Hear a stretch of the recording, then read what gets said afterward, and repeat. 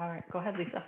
Okay, well, good afternoon or good morning or whatever, everybody. Welcome to Alexa Drop In on Mom. My name is Lisa Wells, and I'm the Dementia Care Specialist for the Aging and Disability Resource Center. And really happy to be able to provide this wonderful webinar, well-needed webinar that we're having today. And so our speakers are Tom Eggleston and Paula Wainscott Eggleston, and they are family caregivers. And I've known Paula for many years. I just met Tom not too long ago. And then we also have Laura Plummer, who works with the Wisconsin Department of Health Services. So just really excited to talk about this important topic and get the information out there to people. Go ahead. Your turn. Okay. Well, good morning. Again, my name is Paula Wainscott Eggleston. The reason I'm here today is I've been a caregiver for multiple people with dementia. Actually, my dad died of Lewy body dementia. My late husband, Chuck, had Alzheimer's, and currently my mom is in middle stages of Alzheimer's. So I've had some experience with it, and just, yeah, I'm not a professional in the field. I'm certainly not an expert, but we're coming today. We just want to share our experience. We've been using an Echo Show, thanks to my new husband, Tom, who understood this technology. And we just have some things to share on using it as a communication tool. So that's why I am here today. I'll let Tom introduce himself. Hi, I'm Tom Eggleston. I'm the resident tech support for Paula here. I've actually been using computers for over 40 years. And we were looking at taking some trips and doing some things, and we had to trying to deal with her mom. And I'd heard about the Alexa show, and it looked like a really good tool. So we got it set up and running, and it's actually worked very well. We've been actually in Florida for almost 4 months now, and it's worked wonderfully in connecting with her mom in Wisconsin on a day-to-day basis. So back to you. Okay. Just let me know when you need the slides advanced. Okay, so maybe I can just chime in here real quick, but Tom and Paula, what I'm excited for you to talk about today are the whys, why anybody would want to even use this technology. Is it overwhelming? Is it too much? Can we do it? But then the how-tos, how to purchase, set it up. How do you teach your loved one living with dementia, which is, I think, pretty important, and then some routines, and then really looking at the possibilities, the benefits of using this type of technology, the challenges that might come with it. And then we'll have Laura talk about some other great options and resources. So go ahead, Laura. And then I'll let you two take it away. Okay, great. Well, That sounds good. We'll let Tom and Paula get going. Okay. Well, first of all, why would you even want to do this? There's a few reasons. First of all, the big one for us was being able to stay connected. It's difficult sometimes to be there, especially if your loved one is not living with you and is in a facility such as my mom. It's just a way that you can be present and see them every day. Certainly with the pandemic, I think many of us felt that when we weren't allowed into the facilities for safety reasons, and window visits were a little tricky, especially in the cold of Wisconsin. So being able to see that person and talk with them and get that visual connection with them every day is just a great reason to do this. The visual connection, I can't even tell you how wonderful that has been. Currently, as Tom said, we're in Florida. My mom is in Wisconsin.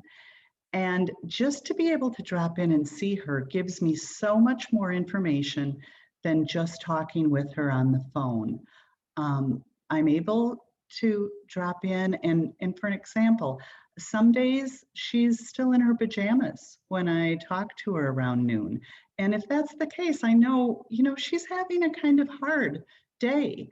I've also been able to see in her eyes and on her face the mood she's in, and be able to talk about that and help her work through that on the days when she's sad. I don't know if we would have always had such honest communication if we were just doing it by telephone. I also think it's really comforting for her to be able to see me every day and still feel that I'm there for her, and I can support her even if I'm not physically in the room. She can still see me. Another reason to use this is it just allows grandkids and great grandkids to visit.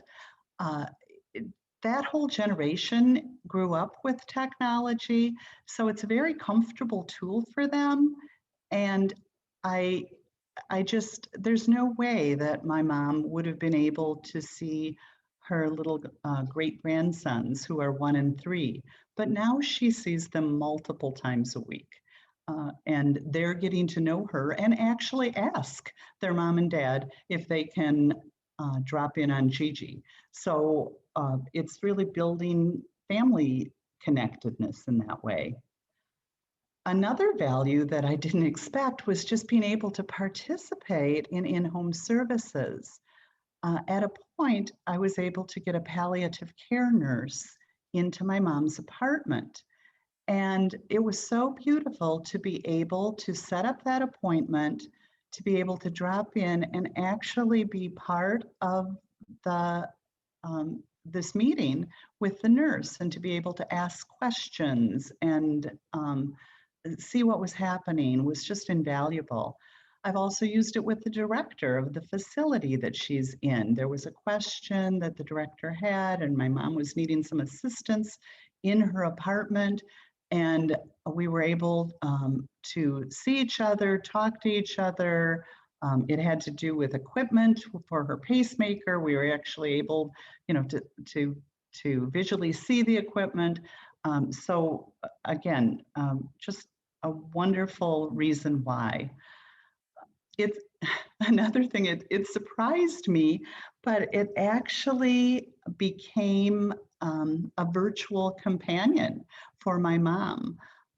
We were able to set up routines where if she says, Alexa, good morning, it will actually respond by saying, good morning, Janine. It will give her the date, the time, a weather report, and read her a Bible verse for the day. So all things that are important to her. As she's had it in her apartment longer and we've worked on skills, she's able to use it to play music, to ask it questions. She was wondering how far away my brother lived, and she was able to ask it things. So it really does kind of become that voice when you're all alone, living all by yourself. Sometimes just even hearing a human voice is just so uplifting. Other just things that come to mind here are with that visual are things like the mail. She was getting mail that she wasn't sure if it was important or not. She could hold it up to the screen. I could actually see the mail. I could review it and say, yes, Mom, that's important. Put that in your desk until I'll be home in another month. Put that in your desk, save it. Or I can say, no, that's okay. We don't need that. It's okay to throw that away. She could also do things like when I was talking to her, it aided in conversation, because I sometimes, many of you know this, if you're living with someone with dementia, it's hard to come up with things to talk about. And so I could pull up videos that my son had sent me of the little boys or of my other grandchildren, and I could actually hold it to the screen and show her the video, and we could talk about that. Or I could bring up an old picture, hold it up to the screen, and I could reminisce with her. I could say, boy, Mom, I remember when we had this party with your brother. I remember that our, your, Bill and Dave were there, and the kids had so much fun in the swimming pool, and actually brought up things that we could talk about. So again, very helpful. It's helped with medication management because I was able to get pill containers on Amazon and that were numbered and in different colors. And so I can ask her, Mom, have you taken your medication today? Let's check. Today's April 9th. Do you have the number 9 pill? It should be the red one. She can look, she can hold it up. I can make sure that she has the correct medication for the day. And one thing that I didn't really even know about the Alexa Show until we'd actually purchased it, but there's something called Care Hub. And I was able to sign up on the Alexa app as a caregiver.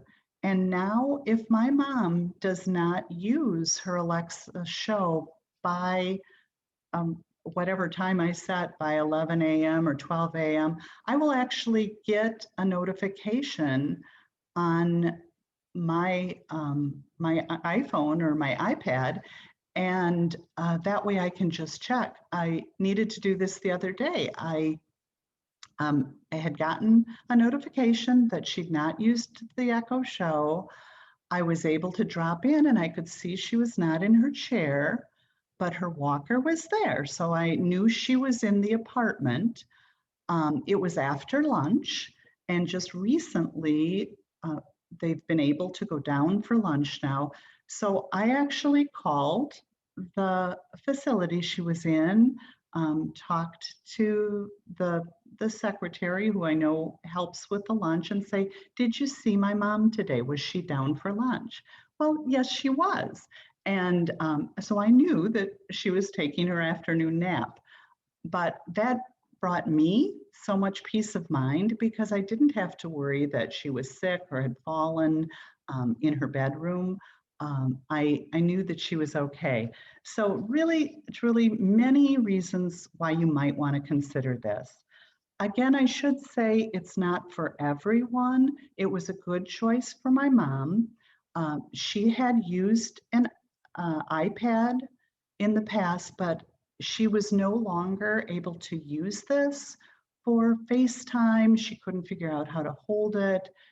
She couldn't remember because of neuropathy in her fingers. It was getting very hard for her to use the touch screen and feel where she should be feeling.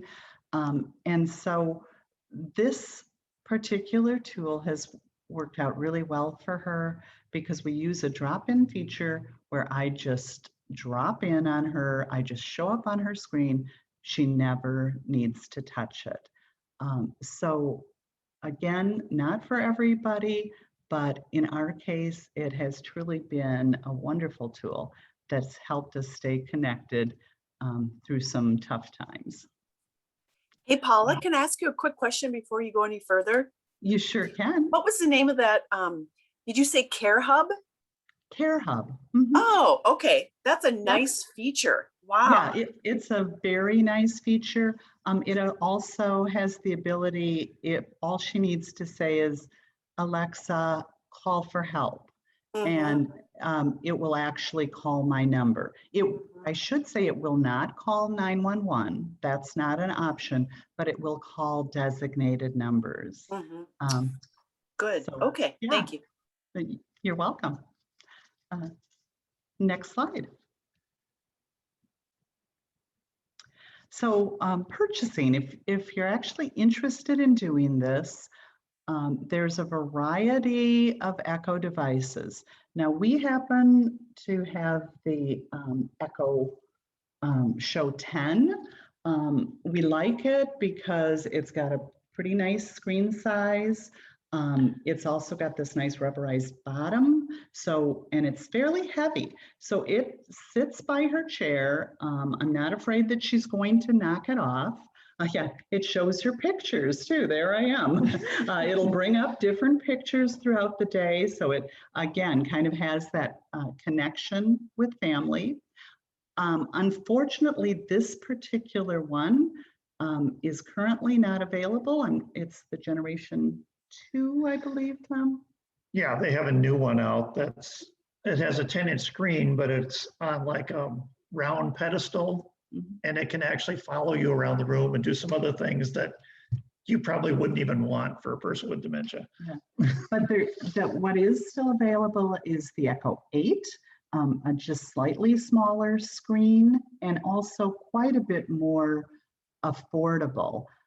I'm skipping down to the part here about cost, but when we purchased our Echo Show, we got 2 of them for $300 on Amazon. But actually the price changes every day. You just need to be watching. You can order them online, which is what we did, or you can get them at Best Buy or other big box stores. You do want to kind of look at the device and see if it's the one that meets your needs. We had done our research, just looked at reviews, and knew that people were really satisfied with this screen size. Also, the auditory quality is quite good. My mom has a significant hearing loss. Hearing aids were really not working with her for a number of reasons. The neuropathy, also the fact that I could no longer get into her facility, so I couldn't really teach her how to use them. But she has no problem hearing me on the show. And if she can't, I can just prompt her, or sometimes she remembers just to say, Alexa, louder, and it will up the volume, and she can hear me. Do consider purchasing it as a gift. Otherwise, when you order it, it's going to come set up for your account. And I don't know if you have more to say about that, Tom, but. Well, it's part of the setup. If you do order it from Amazon using your Amazon account, it comes set up to your Amazon account, and you're probably going to want to set up an account for your loved one, a different name. And then you have to go and reset the device to clear the account out and then reset it with your other account. And then we'll get into that in the setup. Hey, Tom, if I wanted to Yes. purchase some, because I'm thinking of purchasing some for the ADRC, maybe like 4 or 5, or maybe even more. How would I do that? You know, because I don't want it to come to our account, or you know what I mean? Like you just said, would I have to order it as a gift, or? You'd probably order them as a gift, Mhm. and then you'd probably just set up an Amazon account for the ADRC. Because we already have one. Then or you could order them through that account if you could Okay. get ordering. But if And they'll that, come set up to that account, and it really depends what you want to do with them. okay, The Amazon account that they're registered to actually is kind of a group of the devices. So everything on that one account is the same group. They're all individual, but a lot of things like reminders and stuff can go to the entire group. So you don't want to share, if you have an Amazon show or Alexa show and your mom has one, you don't want them on the same account, because then you can't put reminders on yours because they'll show up on hers. So it kind of gives you the grouping of devices by account. Yeah. Lisa, this is Laura. I would actually suggest you would set up like loaner or demo account 1, demo Yeah. account 2, demo account 3 and 4. So, and because if you're going to loan that out, obviously then there's going to be another caregiver that wants to be able to control it, so that they can, and then once it's returned, you can change that password and kind of reset the device essentially. So I would just set up however many shows that you purchase them as gifts, and then set up those individual Amazon accounts for each one, so that Yep. you could loan it out and then someone could help use it with their family member. But then you can kind of clear it and reset it when it comes back. Yep. Yeah, if you're going to loan them out, that's a good idea. I didn't know what you're going to use them for, so. Okay. Next slide.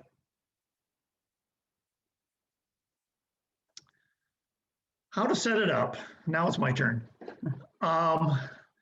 Actually, the link, and I assume you're going to put the link somewhere in the description so they can click on it when they get the YouTube video out.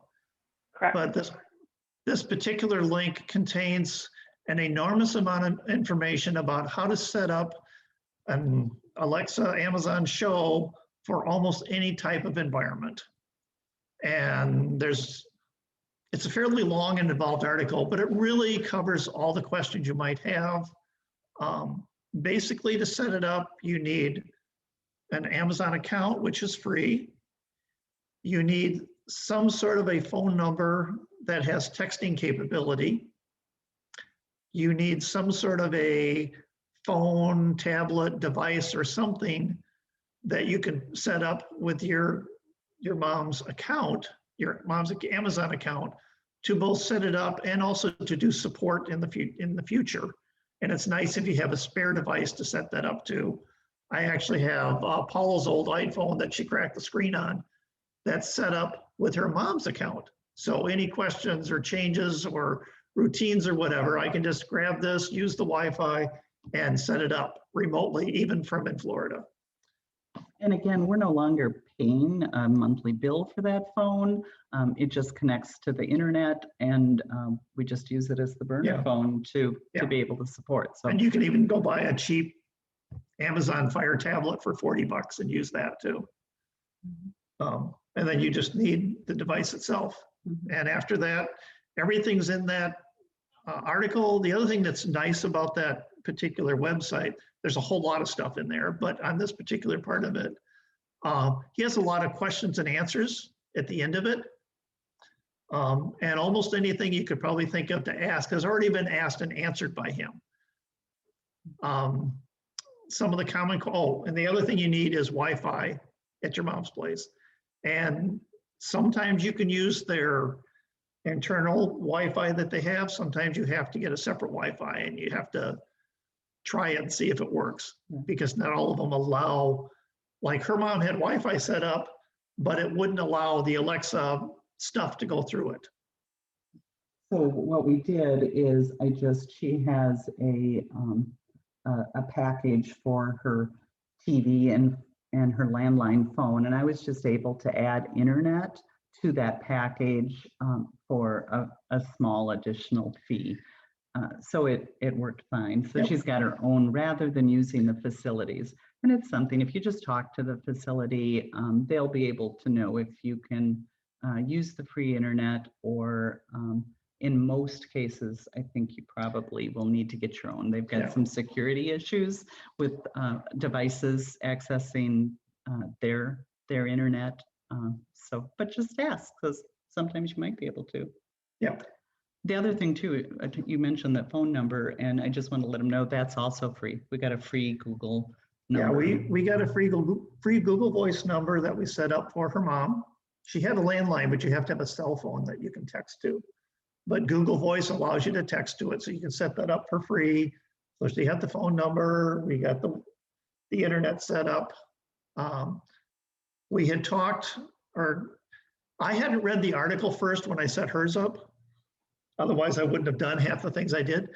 But we had first set it up using our Amazon account, and then within half an hour, we set up our own Amazon account because it just doesn't work really well. It was doing things like pulling all of my phone numbers from my account when we wanted to set a reminder for ourselves at home, because we had no idea how much we were going to use the Echo Show. And so we started setting up our own reminders, did not want my mom hearing at 9 o'clock every morning that I should take my calcium. That would be a little confusing. But I want to say about this article too, I didn't know this existed. So it was such a blessing that Tom was aware of this technology and we could use it with my mom. And he was able to figure out so many things. I thought, boy, this is complicated. I'd never be able to do this. After the fact, we found this article, actually, as we started preparing for presentations, like how will we ever tell people how to do this? And saw that this gentleman has set this up so well, and he walks you through step by step so clearly that even I actually could have done it with that article. So you don't have to be a techie to be able to do this. The directions are clear. And I know your words were, after you'd done this, it's like, wow, I wish I would have known this was out here before I did all this experimenting. We will say this though, read the entire article. It's kind of lengthy, but as you go through it, you want to kind of read the whole thing before you begin. It's going to help you understand why you want to use it, what you might want to purchase, just different things, even helping you decide if this really is the correct technology for you. Also, just wanted to mention, I said we have an Echo Show. We wanted the exact thing that my mom had, so I could walk her through it if she had trouble. But you don't have to have that.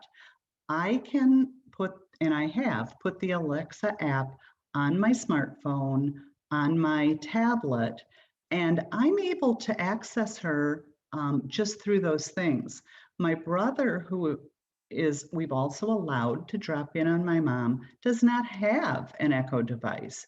He just drops in using his smartphone. And so he's in Iowa talking with my mom in Wisconsin. So again, you don't, it can be more doable if finances are concerned and you don't want to have one, or you don't need to have one. You can do it without. Yeah, you don't need one at each end. That's, yeah, That's for thank sure. you. Thanks for clarifying. Okay, next slide.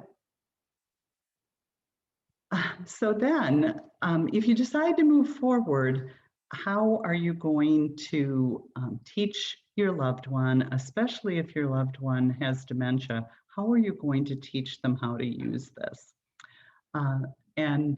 This was interesting. I was a preschool teacher by career, and I really dropped back to that on breaking things down into small steps and doing things simply. And I have to say, it worked. Took a little trial and error, but it worked. Here are some of the things I learned. The first thing is to be able to teach the wake-up word. And that wake-up word is Alexa, or you can change it, I think, to computer or Echo Show. There's a few things you can change it to. Alexa's the most common, and that's what we used. So you teach her that Alexa word. What I actually did was take a piece of tape, and I haven't put it on here today, but I just took a piece of painter's tape and I wrote Alexa in big letters, and I just taped it to the top of her show. And that way, it was just that reminder on the name of it. And so every time she hears that word, she answers. Another thing, just to kind of know, I'll show it here. There's a red line right now on the bottom of my screen. Maybe it's not showing red on YouTube, but I've muted ours. Otherwise, every time I say Alexa, she would be talking to me right now. I'd kind of forgotten to hit that button early in the presentation to mute it, but just a little side note there. The other thing I needed to teach my mom right away is just don't touch it, and don't unplug it. And I've seen this sometimes people want to save electricity. And so they don't like that this is on, or my mom was very concerned at first, well, how am I going to turn this off? I'm leaving my apartment, I need to turn it off. And so I needed to explain to her, Mom, you never have to touch this, it's just here. It actually is going to use more electricity if you keep turning it on and off. So we're paying for the package, you don't pay any more each month if it's the same cost, so you just want to leave it on. And I should say too, it does have a night mode, so when all the lights are off, the screen does dim at night. So I know that's just something people wonder about. Hey, Paula, Yeah. I was thinking too, what you could do is maybe even a painter's tape at the top that said, do not touch, you know, Yeah, absolutely. something like that too might work. Absolutely. Yep. Yep. And again, all of us that have loved ones, I mean, we understand if you're living with someone with dementia, you know that person, but you know one person with dementia. Some of these tips, these are the tips that work for me, but you have my permission to do anything that works for you. That's just fine. Do consider placement of the Echo Show. Where is going to be the best spot? For my mom, that was the table right next to her recliner. It's where she spends most of the time when she's awake in her apartment. You do want to think about how to respect and privacy. I really, I don't want one of these in my bathroom, people dropping in. You may or may not want one in your loved one's bedroom. It depends on their level of need and their needs for privacy and your need to be able to care for them. One thing I can't stress enough is less is more. At the beginning, I was trying to show my mom, boy, mom, you can do this, and you can play music, and you can ask it questions. Whoa, that was a big mistake. I had to step way back and go, okay, we're just going to begin with a few things.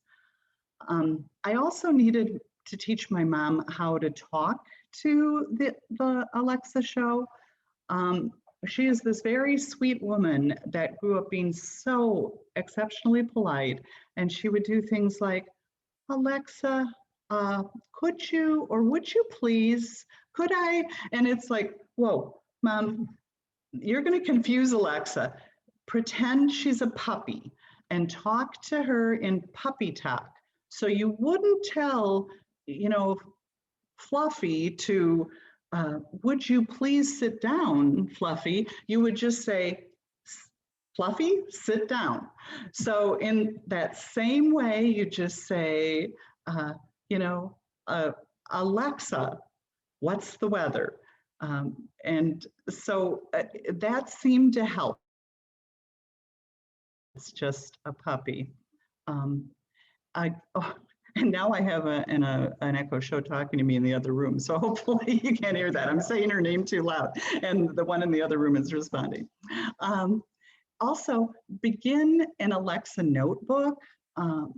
This is something that I found helpful. So what I did is I just took a regular student 8x11, 9x11 notebook, a spiral notebook, just wrote on it. It was her Alexa notebook. I had in big letters, Alexa, so she'd remember that was the first thing to say. And then I wrote down just a few simple commands that she could start with. So things like, Alexa, what is the weather? Or Alexa, what day is it? My mom likes to listen to hymns, so it was Alexa, play some hymns. She just loved that at Christmas when she was alone, no one could come to her apartment. I dropped in on her one day and she said, oh, Paula, I've been sitting here for 2 hours listening to the most beautiful music. Just very nice. It's nice with volume, especially with those with hearing issues, just to know they can say Alexa louder or Alexa softer. One also to say is just if they're stuck in some place, is just to be able to say, Alexa, go home. And it brings you back to the original home screen to kind of restart. For us, setting up the Echo Show with the drop-in feature was important.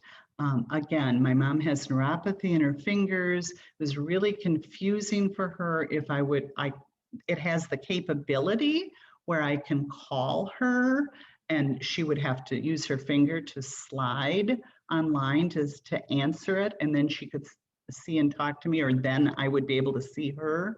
But that was too difficult for my mom. Now, for some of your loved ones, that might be a very nice choice. But for my mom, it was so much easier if I can just say, Alexa, drop in on mom. I just magically appear on her screen. Again, I see if she's sitting in her chair, if she's not there, it gives me a lot of good information. The drop-in feature, just if you don't know what it is, it's the same thing as doing a video call, but the other person does not need to answer it. And it is actually controlled security-wise through the contacts on your loved one's ID. You can set up who their contacts are, and each contact that you want to drop in has to be individually enabled to drop in. So even if they're in their contact list, they can't drop in unless you have specifically enabled that. And I think for her mom, we have like us and her brothers and stuff set up. None of the other people can actually drop in on her. Yeah, so you decide who's dropping in. Yeah, because people think, oh, anybody can drop in and see her. That's not the case. Yep. So yeah, thanks. Yep. Thank you. The other thing is, do have an in-person practice session. When I originally got this for my mom, I was not able to go into her apartment, but at that point, I was still able to take her out. And so we did some practice sessions with it.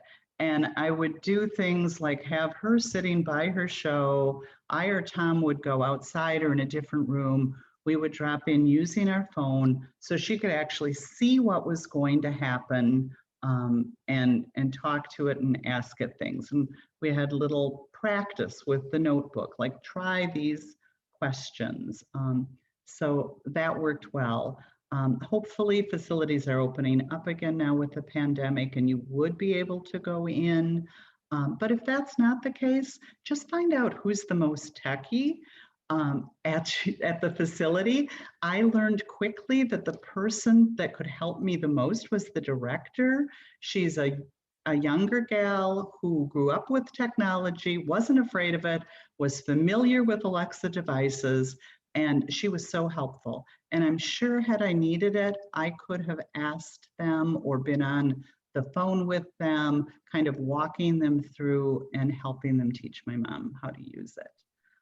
Hey, Paula, Yeah. I do want to bring up something. I do think that if people are considering using the Echo Show in a facility, you know, the drop-in feature, I'm not sure something that, you know, like in a memory care or other assisted living type facility, if that would be something that they would actually be able to do. So I think it's really important that if people are considering to have this in a facility, that they really need to talk to the director. Exactly. Because I think every facility might be a little bit different.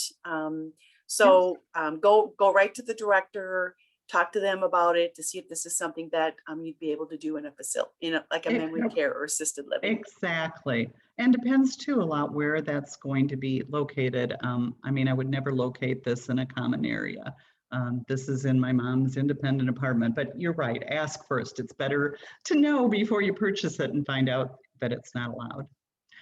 But in time, please share, Tom too has personal connections with this, as his mom had vascular dementia and was in an apartment, but there, you can explain, it was actually encouraged to have visual capability. Well, yeah, they wanted, she was having caregivers come in and they recommended you put cameras there if you have caregivers there just to avoid any possible issues. Yeah.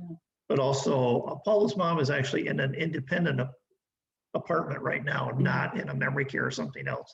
So it's a little different situation for us. Right. But it's certainly, you know, it can be used and in some of those facilities too. So yeah. Ask is the best reason. Maybe even ask if you're checking out facilities and your loved one isn't in a facility yet. If that's important to you, find out which ones allow it. Yeah, and I'm sure a lot of it's changed over the past year with the pandemic and stuff. They're much more used to having video chats than they were a year ago. Yeah, and then the only thing to add is just keep that Alexa notebook, and as your loved one becomes more familiar with the device, you can add things to that notebook, other things that they're able to utilize with the device. So next slide. Oh, we talked a little bit about routines, and again, the article will show you exactly how to set these up, or I think we Googled it. Google is, Tom's taught me, this is what professional techies do. When they don't know how to do something, they Google it and they just find out. And so you too can be a techie. Again, something that has been really helpful, something that my mom does use, depending on where your loved one is. They may even be at home with you, and this might be helpful at home. It's the sort of thing where you, if you decide to add plugins or light bulbs that are Alexa enabled, thank you. I don't know the tech words. If they're Alexa enabled, you can say Alexa good night, and you know that all the lights have been turned off in your home if that's what you program it to do. Just little mini programs that can be helpful for a lot of routine times. And they're very, very easy to do. Yeah, I actually even did it. If she can do it, you guys can. That's right, that's right. Next Okay. slide. So lots of possibilities with this tool. And here's where I want to put a plug that even if you're a caregiver at home and your loved one is living with you, you may still want to consider this device for multiple reasons. One thing, like I said, you can put into CareHub who to call for help. And so if they just say, Alexa, call for help, they'll call numbers you've put in there. Or you can actually ask it, Alexa, call Joe, who, you know, your son or your daughter or a neighbor.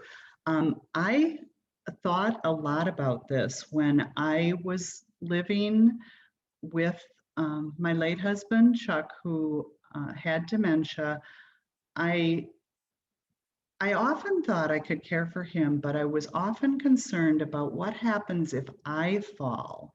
I actually did fall once on the basement steps, and bless his heart, Chuck heard me and he came down, but all he could do was stand there and cry. He just could not process how to help me.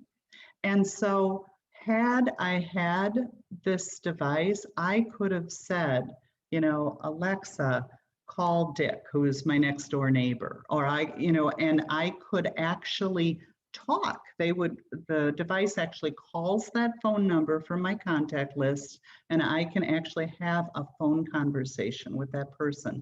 So I thought it was just, even something for my own personal safety. This would have been a nice tool to have in my home. Hey, Paula, would you have to say, let's say that your mom fell, and when you if you were to fall and you're living with dementia, I mean, it's kind of it's a crisis. It's like, I'm hurt, whatever. So for her to say Alexa, she might not be able to say that. So could she just say help? Because that's kind of the first word that we think of. Would they? She would have to say Alexa. help. Okay. To get the device to listen to you, you have to say Alexa. To say Alexa. Okay. So, yep. It's not a miracle tool. I was just wondering. Okay. Yeah. It would not cover that type of situation where you wear, like a pendant that covers your. Yep. The other thing Paula was talking about, we actually have an Echo Dot in our basement. Mm-hmm. Now, just in case one of us is down there and falls or something else, and we don't have our phones with us, we can communicate. Mm-hmm. And those devices, you don't have the visual capability, but they're really reasonable. You can get them for under $20. And so, I actually have a friend who's very capable, but, and for a while was using the pendant, but was forgetting to put it on, really didn't need it, doesn't have balance issues or anything.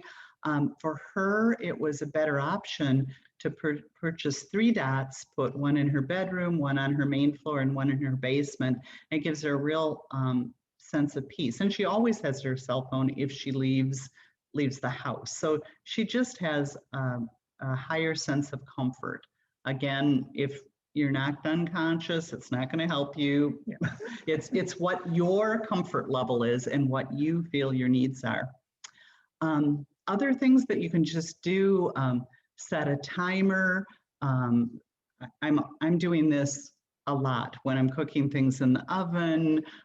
When for me, it's switching the wash. Laura, I was amazed. She shared with me that you can actually get washing machines that do this now, but my washing machine isn't smart. And I don't know when I'll have a smart washing machine. So I can say, Alexa, remind me to switch the wash in 50 minutes. And I don't always have wet clothes anymore in my washer.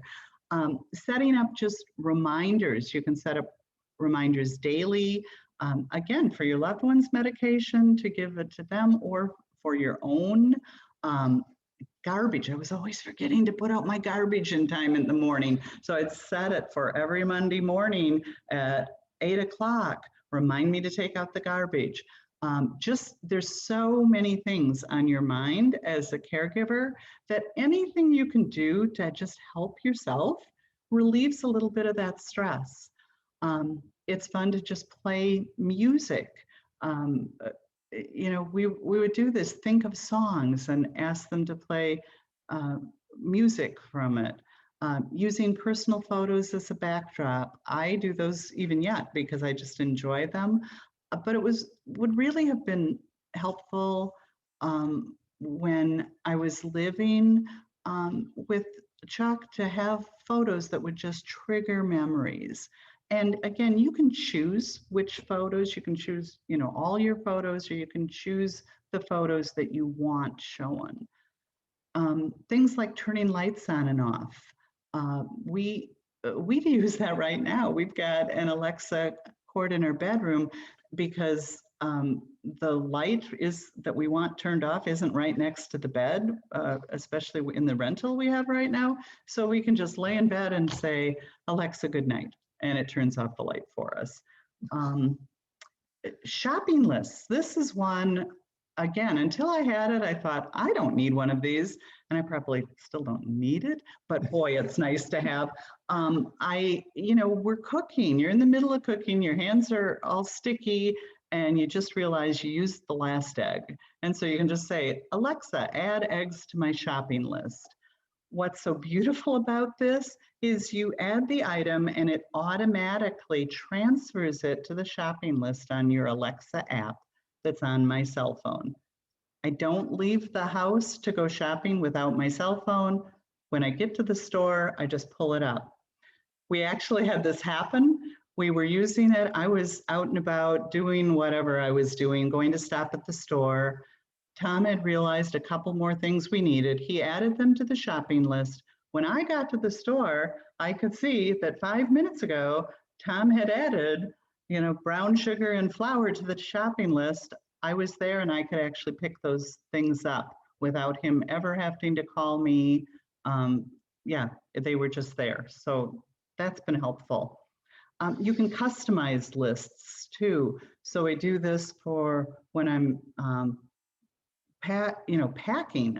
Again, when you're living with somebody with dementia, if you're going somewhere, it's a major ordeal. And there's a lot of things that you're packing that you need to have with you, but you don't always remember. You can do a packing list, it's always there.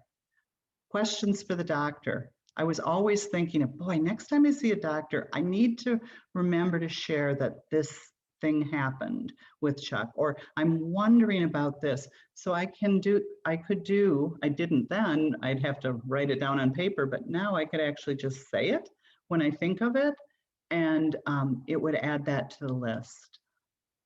Asking Alexa questions. Again, it's just kind of fun sometimes to sit around and go, boy, what could I ask her? And just, I really actually learned this from my 3-year-old grandson who is growing up with Alexa. So he will be playing with his toys, and he loves animals, so he's got them all. And he'll be playing and say, Alexa, what do sharks eat? Alexa, how many stars are there in the sky? Yeah. And so it's just really a fun, helpful thing. Guarding the house, didn't know it could do this until we had it. But now when we leave the house, and we're using it right now, we just say, Alexa, I'm leaving. And she says, okay, I'll start guarding your house.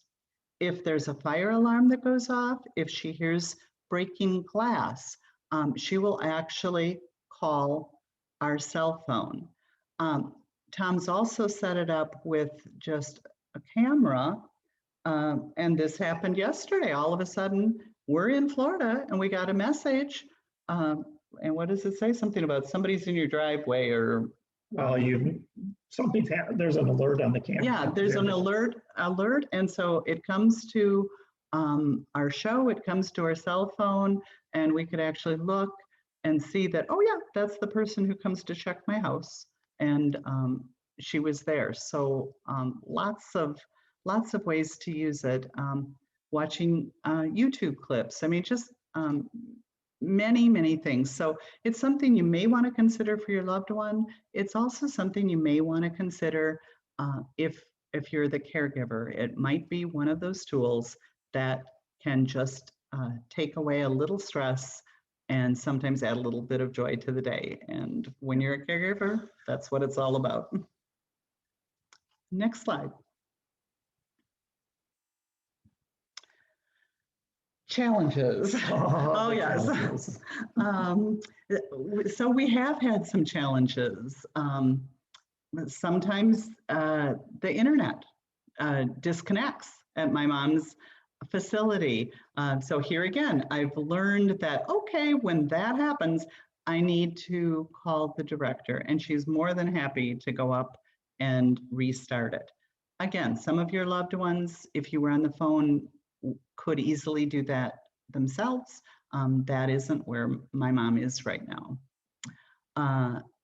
We continually had my mom touching. She'd feel on the screen, but can't feel them really much. There's a button on the top of the screen that mutes it, and if you mute it, you can't hear or see the person. Yes.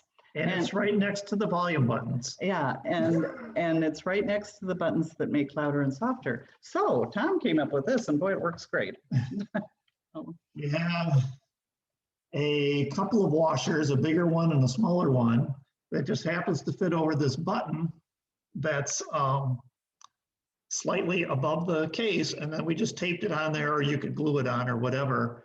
Then if I need to, I can poke something in there and turn it on and off. But normally she can't touch it. Or when she does touch it, nothing happens. Yeah. So we found that out after the first time we were gone for a week and a half, and she muted it, and we had to call her on the phone and then get her to try to unmute it, which took a little while. Then the next time we're putting the button cover on there. Yeah, and it's also where she tries to turn it off when she can't remember that she's not supposed to turn it off.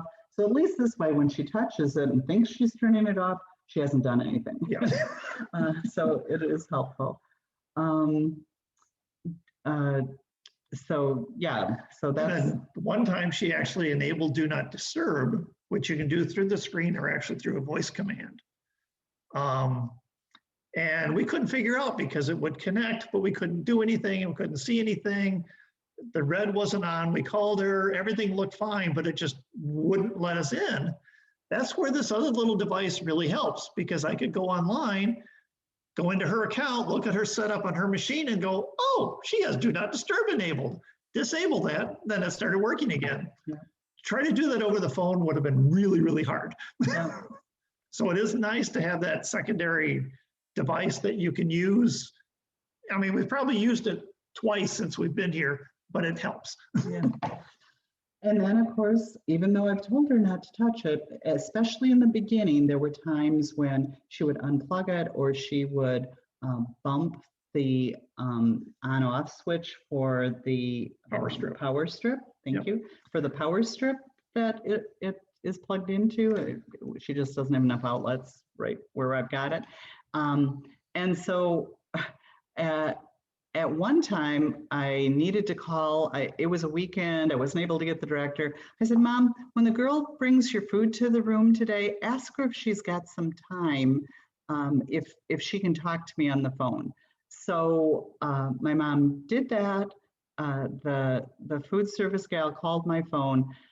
I said, oh, I need you to replug and restart my mom, just replug my mom's Echo Show. She was terrified. She was a younger gal, but not a techie. She's like, oh, I'm not good with this stuff. I can't do it.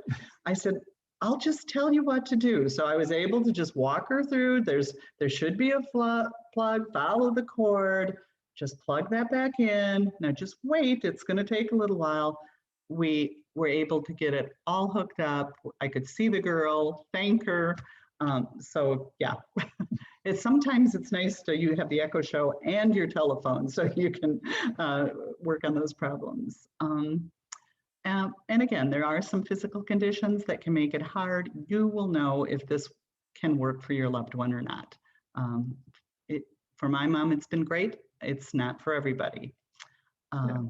And one other thing I deal with my mom, it's a little confusing. She'd like to call people that aren't in her contacts. I've actually, because it is confusing, even though she could call with the Echo Show, I've been encouraging her to still use her phone. She still can use it. I want her to maintain all the skills she has, for one thing. And for the other thing, it just helps. It's less confusing for her if she's not making the calls. I'll just say, Mom, people will call you, unless you need help. You can always say, Alexa, call for help, but otherwise use your phone. So that's been what works for us. Yeah. Next slide. And here's the bottom line. If you need help, just ask Google, put it in Google. Google helps with anything, or find somebody younger that's not afraid of technology. They will be able to help you connect this. I've got a girlfriend my age who wanted to use this, was terrified. She just called her grandson over, and within 45 minutes, he had it all set up for her. So, yeah. So That works. Yeah. So thanks for having us. Hopefully we've shared some information that's useful. Thanks so much, Tom and Paula. That was so good, so informative, so welcome. helpful. So just wondering, I know we got a couple people here. If anybody has any questions, I know I asked a few along the way, but any other questions for Tom and Paula right now?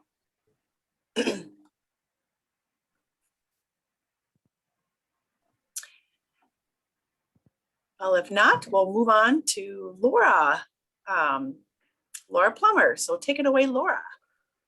Great. Thank you, Tom and Paula.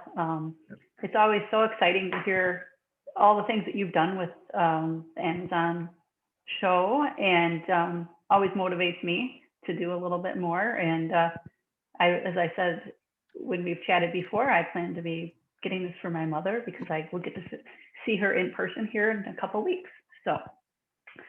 So on the screen, I've got, so my name is Laura Plummer, and I am the statewide assistive technology program coordinator. So I oversee several federal assistive technology programs for Wisconsin, as well as do trainings, help answer questions for people around the state. And personally, I'm kind of a tech geek myself. So on the screen, we've got a couple pictures of a young bear. And the point of this these photos is to show that we are, as we take a look at technology solutions for those that our family and our friends, it's really all about problem solving and looking at goals. And so this young bear decided it was hungry. So it strolled into my friend's yard and saw that there's a bird feeder. And this bird feeder was on kind of like a shepherd's hook hanging in the air. So first the bear stood up, tried to nibble that bird food, but obviously the shepherd's hook was moving around. It was not stable. So the bear decided to just pull that shepherd hook right down to the ground in order to get to that food. So that bear had to use some problem solving in order to get to the solution that they're looking for. And the first part of that problem solving is what are our goals? So there's a lot of reasons to use technology, and my portion is just really to share about those reasons, share the range of choices that are out there. But we always have to start with that goal. And is the purpose that we're trying to meet, is it just for some friendly visits? Is it to increase that engagement? Is it for check-ins or drop-ins, as Tom and Paula do with her mom?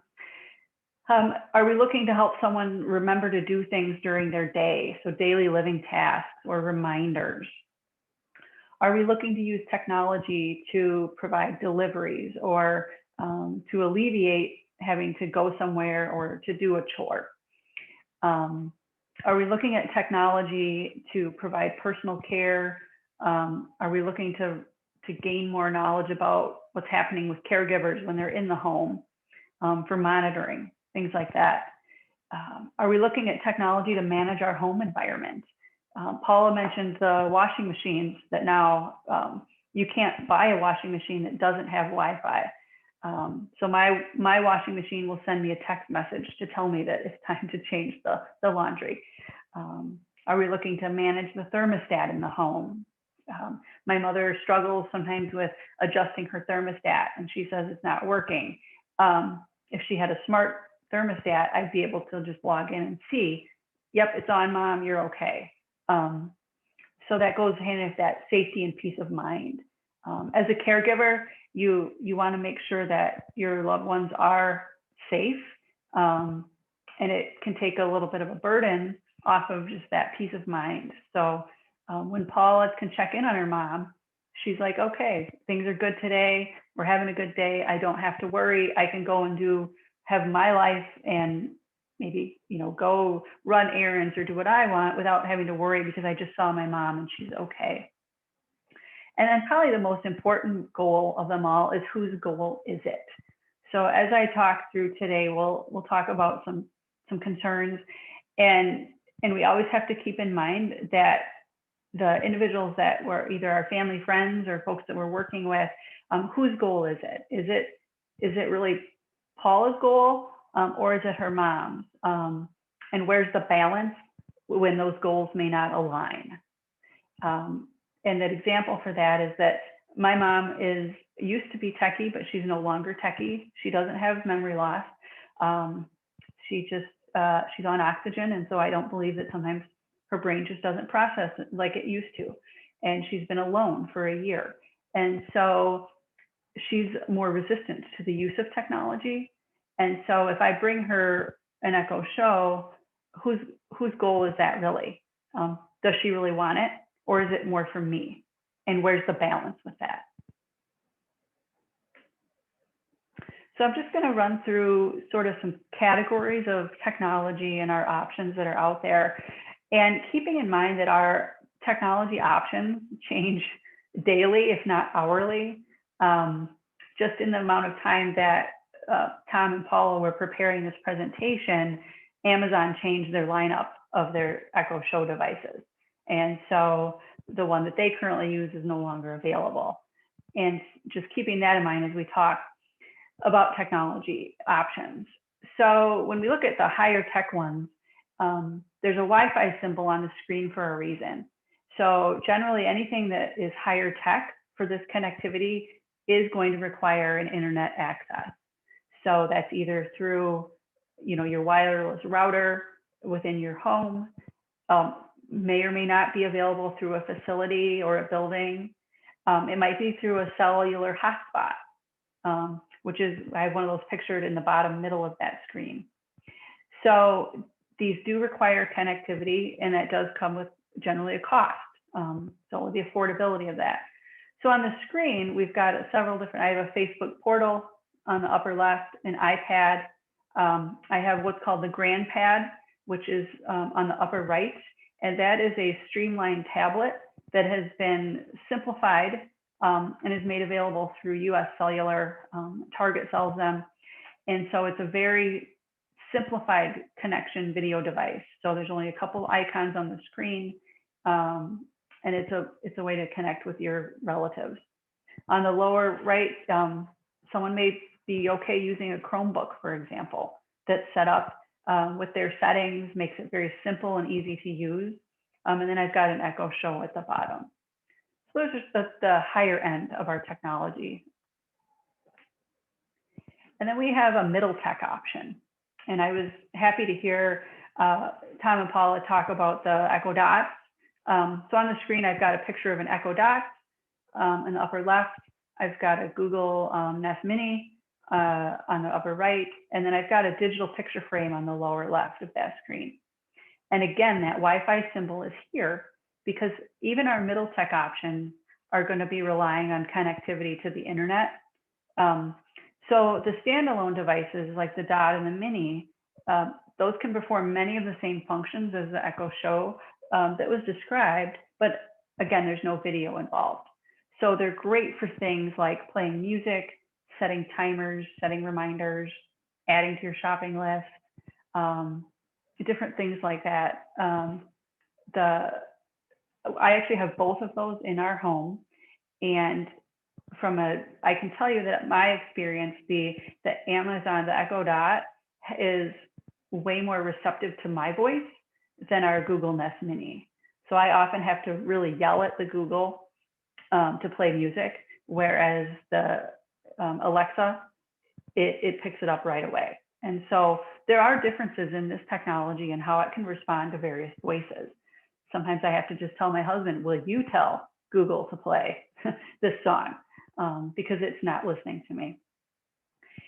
The digital picture frame I like to explain is another lower tech option, and it tends to be a one-way type of device. So with a Wi-Fi connected digital picture frame, you can send pictures to your family. So you go on vacation or you have a whole new group of grandkids pictures and you want to share those. And so with a Wi-Fi enabled digital picture frame, someone with the app can just push those pictures in through that account, and then suddenly they're there, like on the table or the side table where that digital picture frame is. So it's not requiring any effort on the part of the individual. It's really a one-way type of device. And then we have our lighter tech options, because not everything has to be electronic or plugged in. So on the screen, I've got a couple different things shown here. You know, it's still okay to send a letter, send a card. One of the things that I did for my mom is I went to the dollar store and bought about 50 different greeting cards, stuck them all in an envelope and mailed them to her because she likes to send cards, but obviously in the pandemic, she couldn't get out to the store. So now she had a whole pack of cards available that gave her the control, and I included stamps so then she could send these things out. And my sister lives nearby her to my mom. And so by doing that, I was actually taking a caregiving task away. So instead of my sister having to run out and buy somebody a birthday card because my mom asked her to, I alleviated that by just sending out a pack of cards. We can still use the phone. You can call people. Many of the younger generation were used to only texting. And so stepping back and remember, oh, the phone exists. We can make a voice call. On the screen is a picture of a caption phone. So if someone does have a hearing loss, they can actually have the words captioned. Sending pictures in the mail. So what I do for my mom is I upload to Snapfish or Shutterfly all of my recent pictures and send them off to her. You know, it's things like giving gifts like puzzles. It's arranging for delivery. On the bottom lower is a picture of a window visit that some of these became pretty famous during the pandemic. So someone could play a game, they're playing tic-tac-toe on the window between a grandchild and a grandmother. On the bottom of the screen and the middle is a road ID. And if you have someone that has some memory loss and maybe they go out for walks in the community, they're still driving, they're running errands. So a road ID is just really a more modern MedAlert bracelet. And so it's customizable. They have, some of them are shoe tags. This is a wristband. And on there would have the person's name and emergency contact information. The nice thing about the Road ID is there's a complimentary service for $10 a year where there's an online account. And so you can upload everybody your medical history. So my husband and I use this because of a penicillin allergy. So it says penicillin allergy on there, but then we have the online account that then would have our physician's numbers, our previous health conditions, things like that. And the IDs themselves are about anywhere between $10 to $20. And then that online service is literally $10 a year. But it's a great way if someone maybe can't communicate who they are. So we all know that with dementia, folks lose that ability, but they may wander. And so this gives a more modern looking method to communicate to bystanders who that person is, especially if they're in trouble. And then we have our smart technology, which really is in a category all by itself. So these are what I would call mainstream devices, but we can use these as assistive technology and for caregiving aids. So, and I'm not sponsored or married to one brand or another, but I do share things that I use personally because then I feel confident because I trust them and I know that they work. So on the screen, I've shared several products from the Google Nest line. There's a smart thermostat, there's a standalone camera, there's a smoke and carbon monoxide detector. And then on the screen is a picture of the Nest app. And so this is smart home technology, but it's very useful for monitoring and home management. So if this is installed in your family's home, you could adjust that thermostat. So maybe your mom says, oh, I'm cold. You can go onto the app and say, okay, I'll turn your heat up for you. I can unlock a door, I can lock a door, I can check that the door is locked.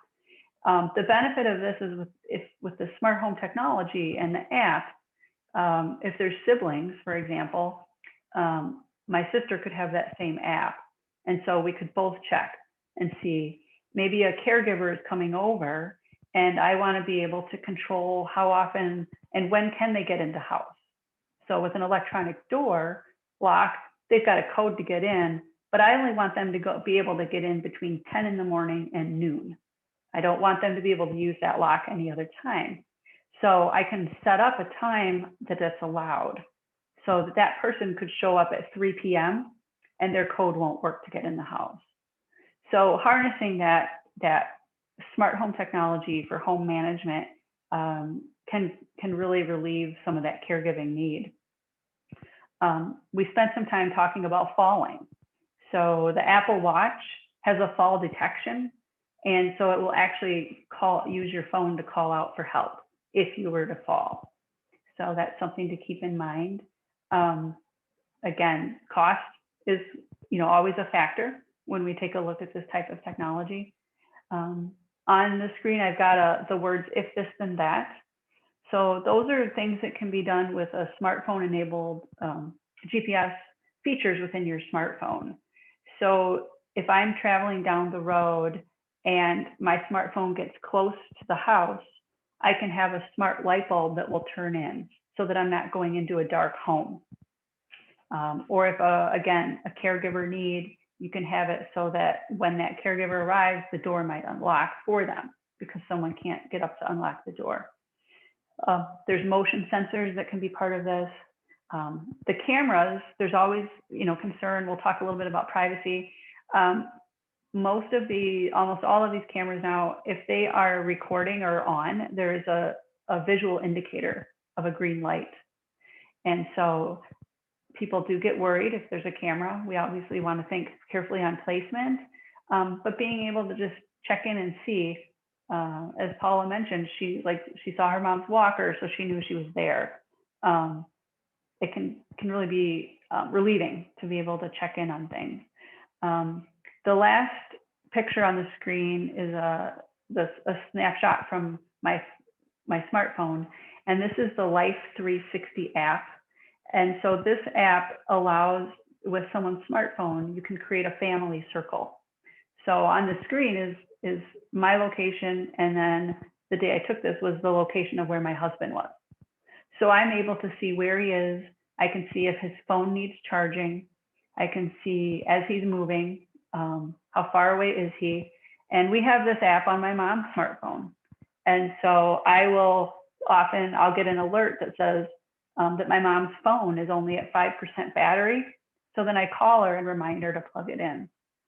It's a free app, and it can be very useful, especially if someone is still traveling, or just even from that reminder to plug your phone in. Because my mom does not have a landline. So if her smartphone battery dies, we have no way to call her. And then there's the extras. So these are, I'm going to add Tom's washer to this. So these are the things that we can use to make devices less confusing, easier to use, and more reliable.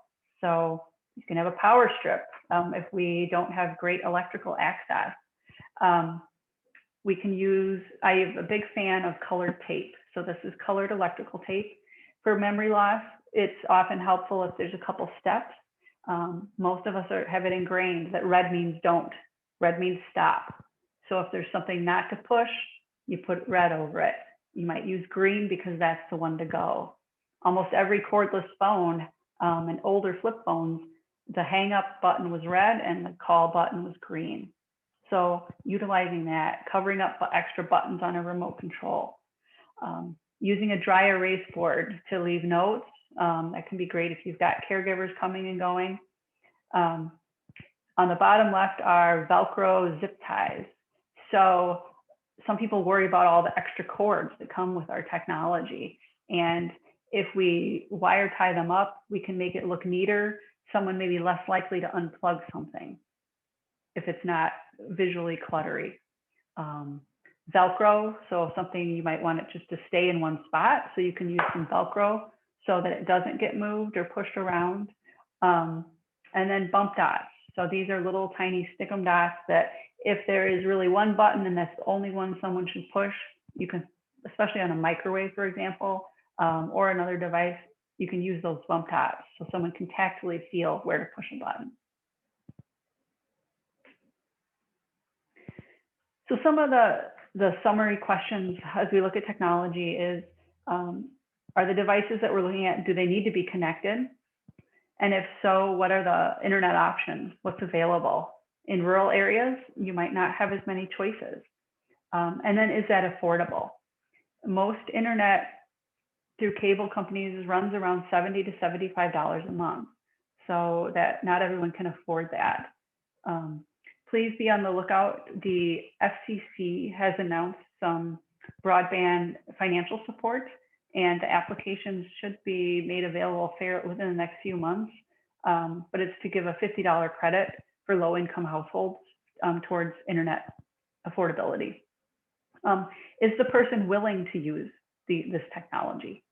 The unplugging might not be due to visual clutter or worrying about electrical use. Someone may just say, my daughter put this in here and I'm just going to unplug it. My mom's Echo Dot sits in the credenza, unplugged, unused. Privacy concerns. So that's always a big one to worry about. And there's two sides of that coin. I'm often asked like, oh, well then Alexa's going to know everything that I say and do. And one of the costs of all these free services that we use is the fact that our data is being used. And unless you have a completely unplugged house and never use any kind of electronic communication or devices, information is out there. So just being aware of that, that is a question that people worry about. And Tom shared a great example when we've done this presentation before is, and he mentioned it today, is do you have a lot of caregivers going in and out of the house? So you can utilize those cameras and some of the smart technology to know, did the caregiver even show up?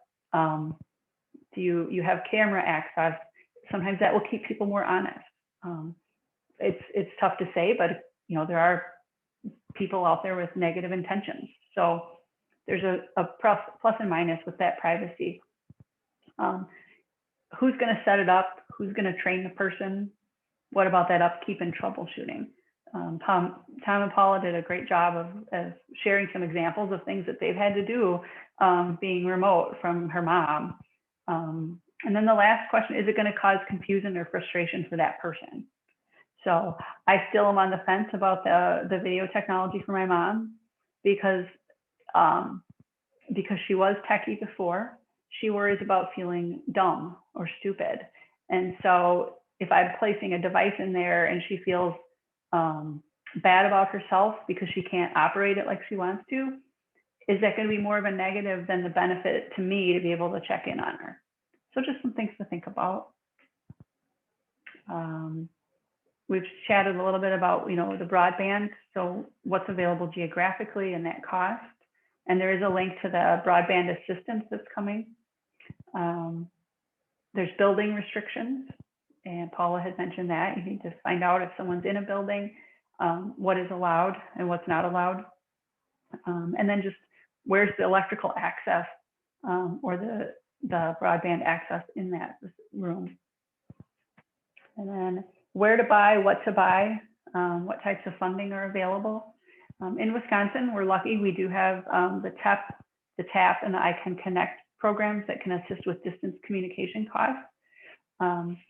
But where to buy and what to buy is as prices and products change continually. And that's where you can reach out to your ADRC, to your independent living centers, as well as family and friends to hear where they're getting things and just using Google for that internet search. And then some factors to consider on the using of the device are, any disabilities that someone has. Do they have a hearing loss or a vision loss? Physical access. Paula said her mom has a hearing loss, but she's able to crank up the volume on the show and it functions well for her. That digital enthusiasm and literacy that goes to that willingness and the ability to learn and to use it, our privacy, and then that support network. One of the concerns in my situation is my sister is a fantastic caregiver, but she is not quite as techie.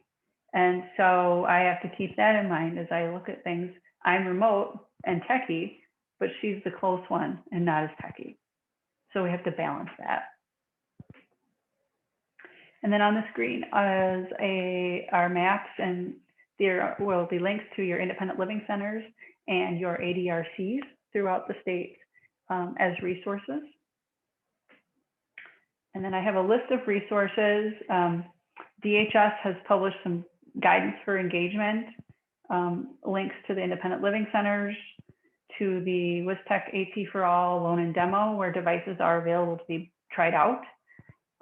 Our funding programs, the TAP, and iCan Connect.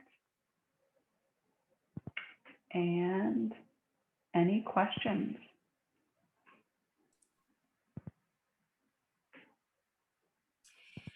Thank you, Laura. That was so good. And as you were going through the presentation, I was thinking, wow, there's just so many choices out there. But I think, well, isn't it great that we have choices? Especially with today's world and everything that's happened. Just so thankful that we do have the technology available to us. But then again, like Tom and Paula said, really kind of, it may not be for everybody. So it's just kind of deciding on what's going to work best, but to know that there's things out there. And so if people have questions, your information is in the PowerPoint, correct? So they can contact you if they've got further questions or just need to talk through some things. So that that's in the presentation as well. But I just thank you so much for doing this again, recording again, and that we can get it out to more people and it'll be available on YouTube. Yeah. So I don't know if you have any last words or. Well, it was nice to have a dry run first. Yeah, there we go. Yeah. Yeah. I just, and this is a small point, but as Laura was sharing with hearing losses, Tom reminded me the other nice thing with the Echo Show was my mom's able to see my lips. So she can good point. Really raise the volume, but wearing masks has been so difficult for her because she does depend on some lip reading.